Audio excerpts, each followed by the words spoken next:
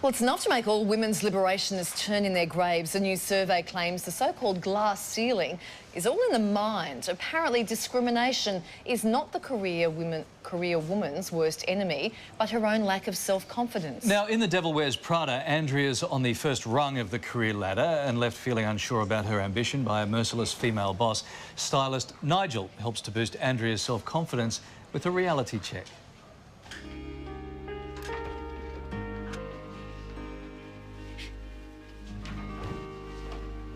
She hates me, Nigel. And that's my problem because... Oh, wait, no, it's not my problem. I don't know what else I can do, because if I do something right, it's unacknowledged. She doesn't even say thank you. But if I do something wrong, she is vicious. So quit. What? Quit. I can get another girl to take your job in 5 minutes. One who really wants it. But no, I don't want to quit. That's not fair. But I'm just saying that I would just like a little credit for the fact that I'm killing myself trying. Ugh, Andy, be serious. You are not trying. You are whining. Ooh. OK, so is the glass ceiling a myth the women have talked themselves into believing? Well, for more, we're joined from Melbourne by Lindsay Teig, who's a professional coach and author of the book The Answer, Improve Your Life by Asking Better Questions, and in Sydney, Managing Director of Executive Recruitment Business, the Brooklyn Group, Peter Brown. Good morning to you both.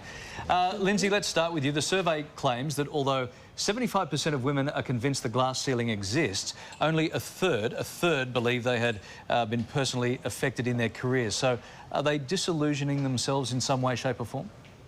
Yeah, it's a great question, because I think what we realise from the survey is that actually the glass ceiling really potentially is a perception. And when we're working with perceptions, it really is interesting to invite people to challenge those perceptions, because what we believe to be true may actually not be true in reality. And what I find when I'm working with clients is if we actually ask them better questions around their perceptions, very often we can challenge them, and that actually means that their version of reality is actually not true.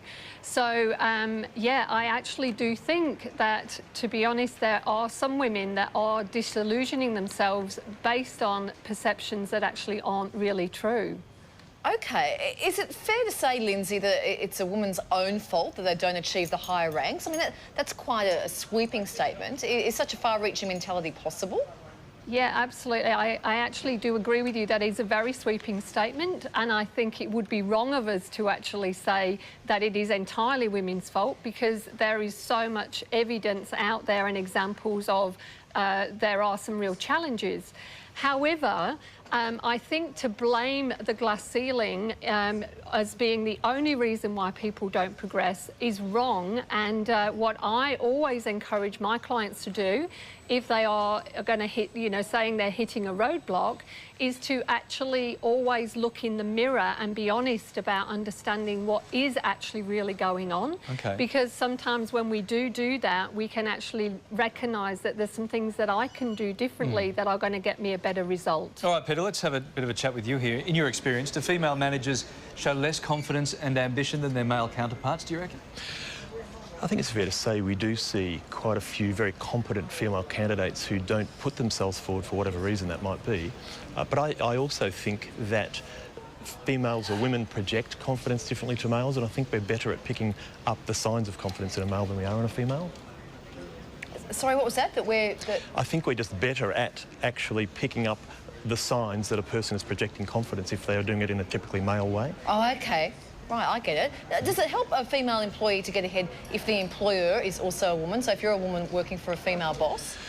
We'd probably think it would, but I'm not sure that it always does. I've worked for plenty of female clients who basically are surrounded by a team of men and where female placements don't often work. So I'm not sure that it's always the case, no. All right. Peter, we've spoken a lot about confidence in this segment. How important is confidence when it comes to getting ahead in the job market? It's certainly important. If you can't instill a sense of confidence in the people who are evaluating you for a job, then you've got some real problems. But I think the bigger issue is to make sure that your confidence is in balance with your capability. OK. good stuff to remember moving forward. Thank you so much, Peter, and to Lindsay too. Thanks, guys. Thanks, guys.